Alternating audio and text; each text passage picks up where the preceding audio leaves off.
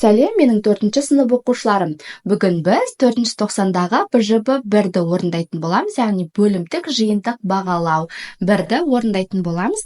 Journey into Space тақырыбында оқушылар, олай болса, менімен бірге бастаймыз. Бізге 20 минут беріледі. Толық тапсырмаларды орындау үшін 2 тапсырма бар. Бірінші listening, яғни тыңдалымға байланысты тапсырма, екінші speaking, айтылымға байланысты тапсырмалар берілген екен. Бірінші мұқият тыңдаймыз. Listening, яғни тыңдалым. Task 1, listen to the text. Write true or false next to the sentence. You will listen to the recording twice.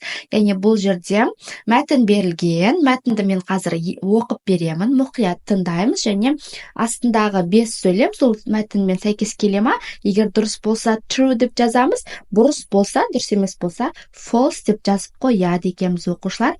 Қазір бірінші тапсырманы орындайық. Мен оқимын. Мына жерде мен төбесіне беріп қойдым мәтінді. Өздерінде оқып алсаңдар болады, ал мен қазір бір рет оқып шығамыз, мұқият тыңдаймыз. How did all the planets get there? How it's only our planet has life? Will we ever travel to other planets? I often think about these questions.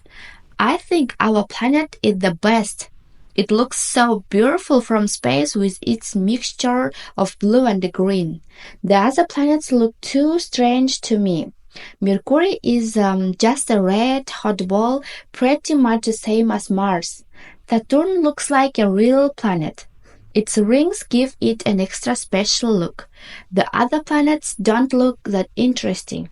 I don't really know much about Venus, Neptune, Uranus, and Jupiter. When I was at school, we learned that Pluto was a planet. However, now it's not. Scientists have decided there are now only 8 planets in our solar system, and not 9. I wonder why they dropped Pluto. Жалпы бұл жерде планеталар туралы берілген, бір адам өзінің ойын айтып жатыр, яғни тыңдалым ретінде. Қазір енді мәтінді қарап отырып, біз астындағы тапсырмаларды дұрыс немесе бұрыс екенін жазу керекпіз. Оқушылар, бірінші сөйлемді оқимын. Our planet looks so beautiful from space, яғни біздің планета ғаламшарда өте әдемі көрінеді дейді. Ол бізде true, яғни дұрыс. Екінші, Mercury is pretty much the same as Venus. Меркурий Венераға ұқсаған секілді өте әдемі дейді. Бұл жерде қараймыз, мәтінде олай дұрыс емес, яғни бұл жерде Меркурий Венераға емес, Марс секілді өте әдемі деп берілген, сондықтан false, дұрыс емес деп қоямыз. Үшінші, rings give Saturn an extra special look. Сатурнның сақинасы, домалақ сақинасы өзіне әдемі көрініс береді дейді. Ол бізде дұрыс, мәтінде бар. Төртінші, now Pluto is a planet. Қазір Плутон планета ретінде саналады дейді. Ол бізде дұрыс емес. Қазір таңда ғалымдар Плутонды планетадан алып тастаған, яғни, және ол жалған, false. Бесінші, science have decided there are 10 planets in our solar system дейді. Яғни ғалымдар күн жүйесінде 10 планета, яғни бізде 10 планета бар деп шешім қабылдады дейді. Ол бізде дұрыс емес.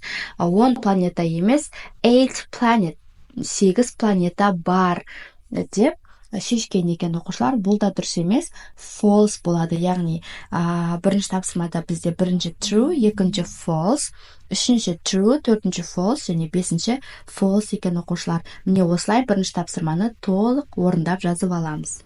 Енді екінші тапсырмаға қараймыз. Speaking, айтылым. Task 2. Look at the picture and answer the questions. Teacher asks 5 questions for each learner. Яғни бұл жерде планеталар туралы суретке қарайтын болсақ, және 10 сұрақ берілген. Сол 10 сұрақтан мұғалім 5-еуін сұрайды. Кез келген 5-еуін сұрайды. Сондықтан мен барлық 10 сұраққа жауаптарды жазып кеттім. Қазір оқып беретін боламын. Бірінші сұрақ, what planet do we live on? We live on the planet Earth. Екінші, how many planets are there in solar system? There are 8 planets in solar system. Үшінші сұрақ, which planet is smaller, Jupiter or Mars? Mars is smaller than Jupiter. Төртінші, which planet is bigger, Earth or Mercury? Earth is bigger than Mercury. Бесінші, which is the biggest planet in solar system? Jupiter is the biggest planet in solar system.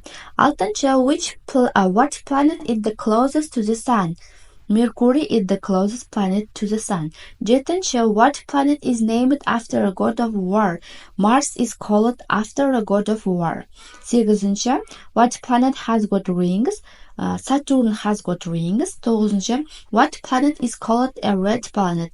Mars is a red planet. Және соңғы, which planet is the smallest? Mars is the smallest planet. Міне осылай толық планеталар туралы сұрақтарға жауапты алдық оқушылар. Егер де түсініксіз болған жерлер болса, комментарияға жазып кетеміз және каналға міндетті түрде тіркеліп аламыз. Өйткені мен күнделікті БЖБ-тжБ-ларды күнделікті шығарып отыратын боламын. Келесі кездескенше сау болыңдар оқушылар.